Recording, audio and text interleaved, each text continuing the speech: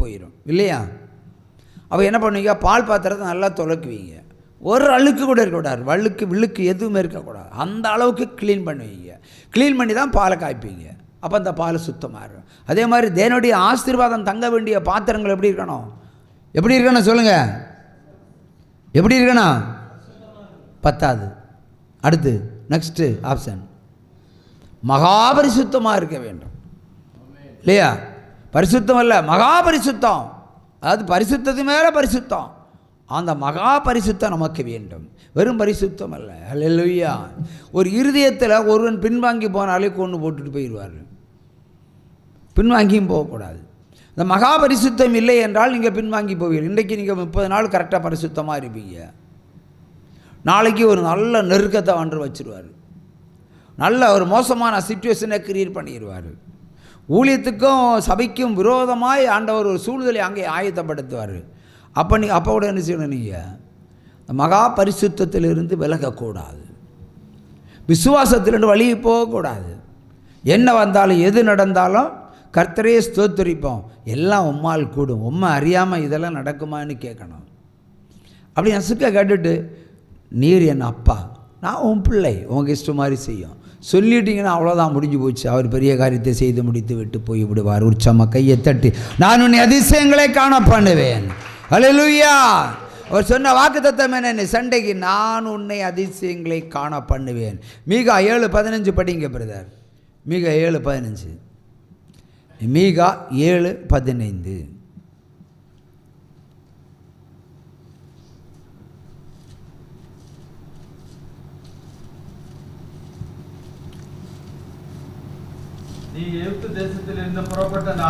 நீ எகிப்து தேசத்திலிருந்து புறப்பட்ட நாளில் நடந்தது போலவே உன்னை அதிசயங்களை காண பண்ணுவேன். உற்சவமாக கையை தட்டுங்க.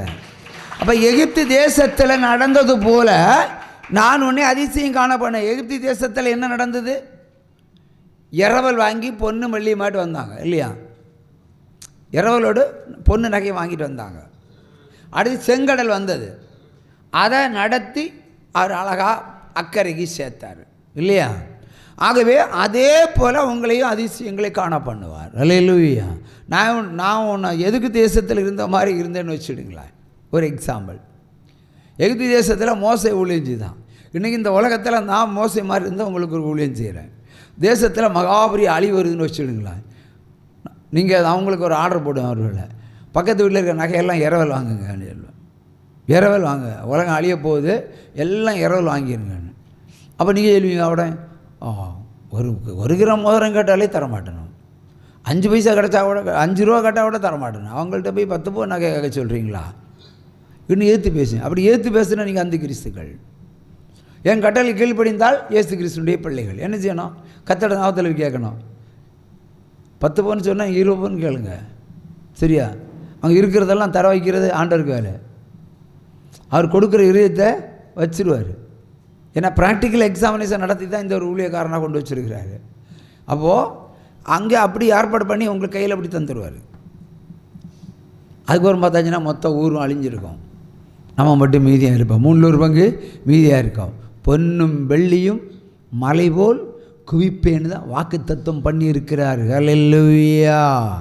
வருத்தப்பட்டு பாரம் சுமப்பவரே வருவீர், இயேசுவிடம் இளைப்பாற. வருத்தப்பட்டு பாரம் சுமப்பவரே வருவீர், இயேசுவிடம். பெரும்பாடுள்ள கடும் நோய் நீங்க பலரிடம் சென்றாள்.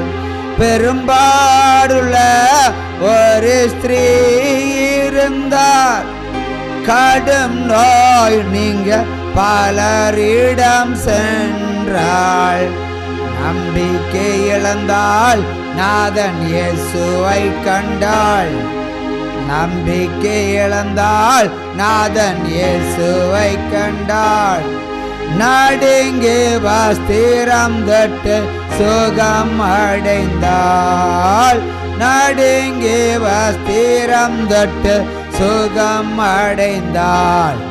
வருத்தப்பட்டு பாரம் சுமப்பவரே,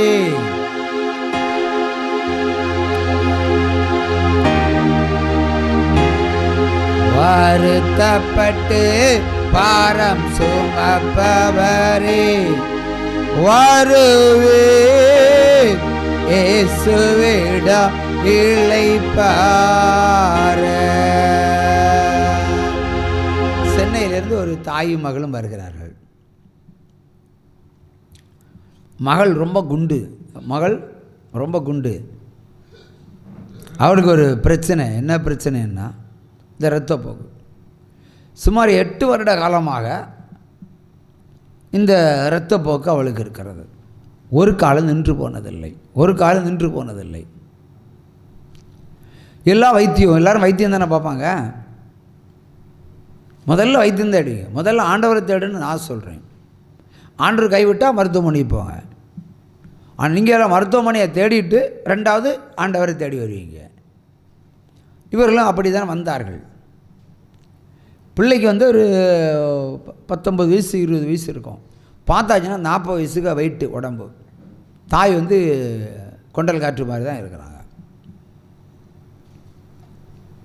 எல்லா மருத்துவமனையும் பார்த்தாச்சு. ஸ்கூல் போக முடியல, காலேஜ் போக முடியல, வேலைக்கு முடியலை, ஒன்றுக்கும் முடியாது. அதுதான். ஆனால் உடம்பு பருத்து போகுது. அந்த பிள்ளையிட்ட நான் கேட்குறேன். அந்த ஜப உன்னை பார்த்து அவங்க நேரில் என்கிட்ட வைக்கும்போது நம்ம ஒரு பாட்டி தான், ஆனால் சென்னையில் தான் செட்டில்டு. அந்த காலத்தில் புக்கை பார்த்துக்கிட்டு வந்தவங்க. அந்த பொண்ணுகிட்ட கேட்குறேன், நீ ஸ்கூல் போகும்போது தானே பெரிய பிள்ளையானே? ஆமாம்.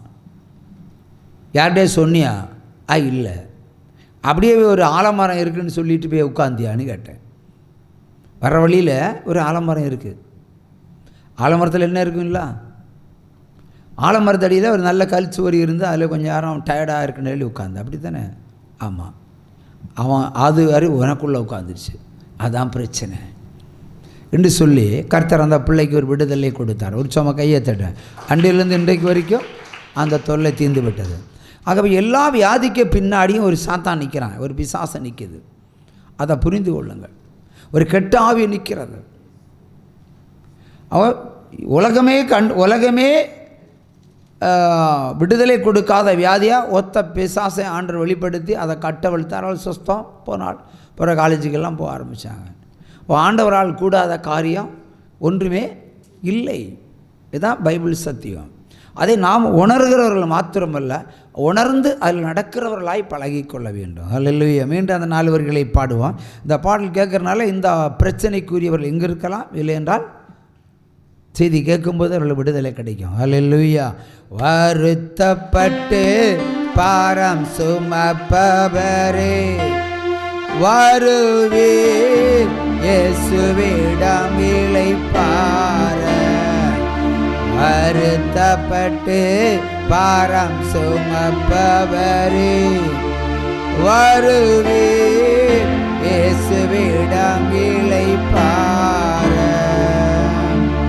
தாக முள்ளரே வாரும் என்றார், தாகத்தோடு வரும் சமாரியாளை கண்டார்.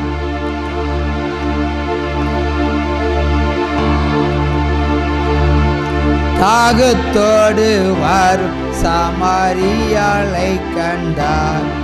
தண்ணீர் கேட்டார், அவள் தாகம் தீர்த்தார். தண்ணீர் கேட்டார், அவள் தாகம் தீர்த்தார். பாவ மன்னிப்பை கொடுத்து மகிழ செய்தார்.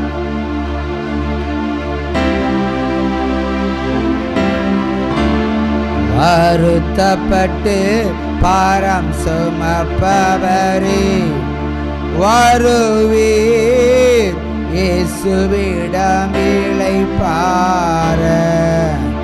பெரும்பாடுள்ள ஒரு ஸ்திரீ இருந்தால், கடும் நோய் நீங்க பலரிடம் சென்றாள்.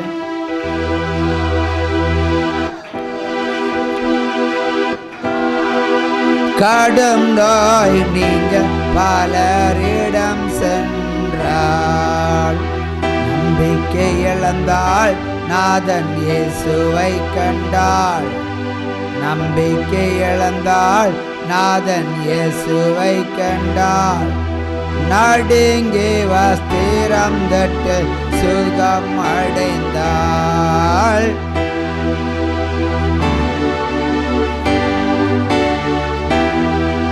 வருத்தப்பட்டு பாரம் சுமப்பவரே வருவீர், இயேசுவிடம் இளைப்பாற.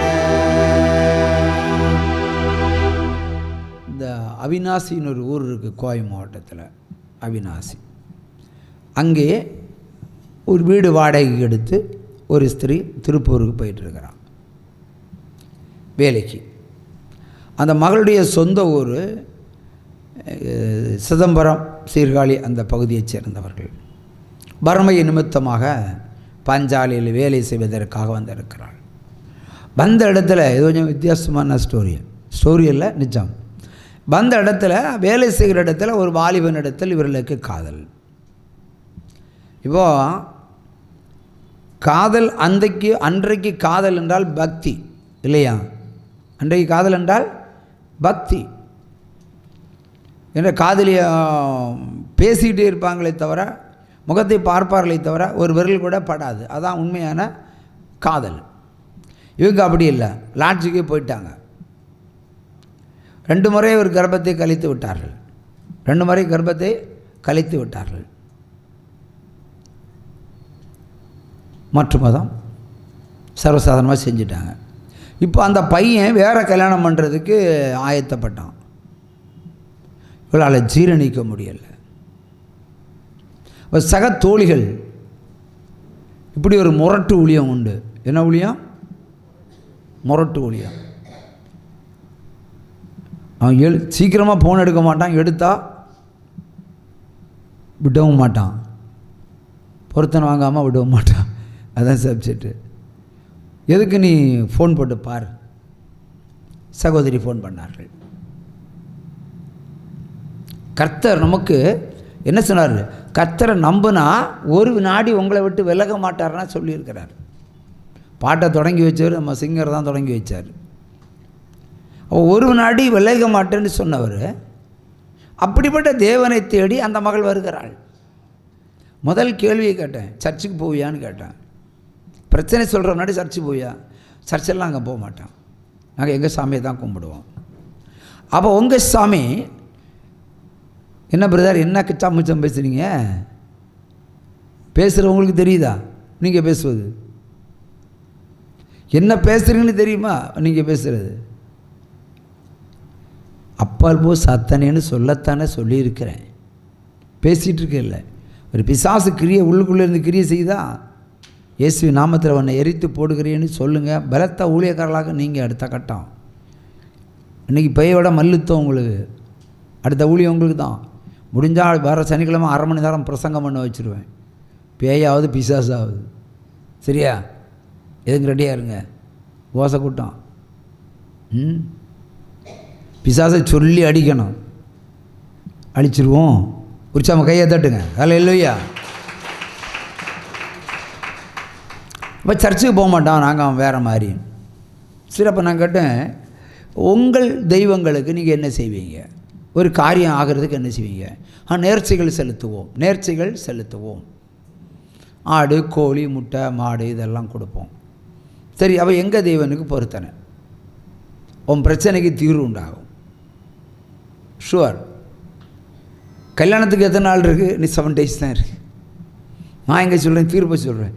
நீ என் இந்த கர்த்தருடைய சப்தத்தை செவி கொடுத்தால் கர்த்தர் கல்யாணத்தை நடத்தி வச்சுருவார். அவர் என்ன மாதிரி நினச்சிங்க? உட்கார்ந்துருக்கா தெய்வம்னு நினச்சிங்க? அவர் விண்ணப்பத்தை கேட்டால் சும்மா இருக்க மாட்டார், ஏதாவது செய்யணும்னு நினைப்பார். நீங்கள் நம்பிக்கையோடு வந்தால் வருங்கையை அனுப்ப மாட்டார், ஆனால் பொருத்தனையாக செய்யணும். அவங்களுக்கு சின்ன பொருத்தனை தான் ஆண்டவர் சொன்னார். அவங்க சக்திக்கு முடியும் என்பதை தான் சொன்னார். செஞ்சிட்டாங்க பாருங்கள். அதில் அவங்க கும்பிட்ட தெய்வங்களுக்கு மேலே நம்பிக்கை வைக்காமல் நம்ம தெய்வத்து மேலே பொருத்தனை செலுத்தி உள்ளே வர்றாங்க. பொருத்தனை செலுத்தி உள்ளே வந்தாச்சு. அப்பவும் சொன்னார், நான் உன்னை அதிசயங்களை காண பண்ணுவேன். கையை தட்டலாம். ஒரு வார்த்தை தான், நான் உன்னை அதிசயங்களை காண பண்ணுவேன். நான் உன்னை அதிசயங்களை காண பண்ணுவேன். அது அவளுக்கு விளக்கம் புரியலை. அவளுக்கு நான் விளக்கி கொடுக்குறேன் நிறைய.